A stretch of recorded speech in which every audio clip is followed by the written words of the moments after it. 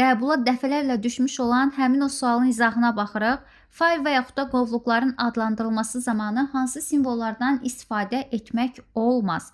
Bilirik ki, fayl və yaxud da qovluqları adlandırarkən həmin o 9 simvol var idi ki, 9 simvol və bəzi adlar vardır ki, faylların ad hissəsində, yəni nöqtədən əvvəlki hissədə istifadə etmək olmurdu. O hansı ad hissələrində istifadə etmirdik? AUX idi, null idi, PRN idi, həmçinin NN-dir, John tək olacaq, John idi, sonra John 0-dan 9-adır, bir də null LPT 0-dan 9-adır ki, faylları adlandırarkən ad hissəsində istifadə etmirdi, amma genişlənmə hissəsində, yəni nöqtədən sonraki hissədə istifadə edə bilirdi.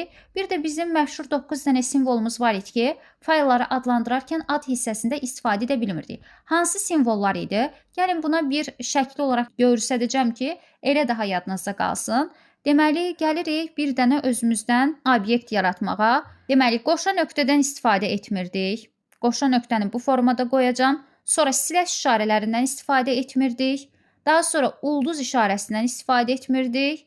Əlavə olaraq böyükdür, kiçikdir işarəsindən istifadə etmirdik. Dırnaq işarəsindən istifadə etmirdik. Gəlirəm boyun olaraq qoyacam bura.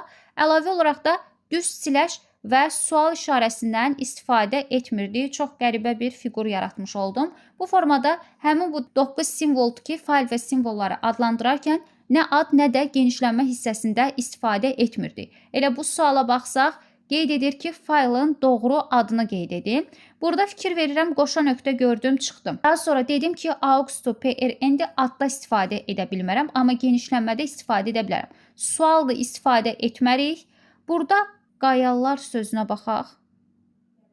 Qayalar nöqtə PNG qeyd edilib. Qayalar genişlənmə hissəsində PRN istifadə edilir. Qayalarda məlumatın köçürülməsi zamanı səhvlik olub. Qayalarda belə bir düz slash olmalıdır.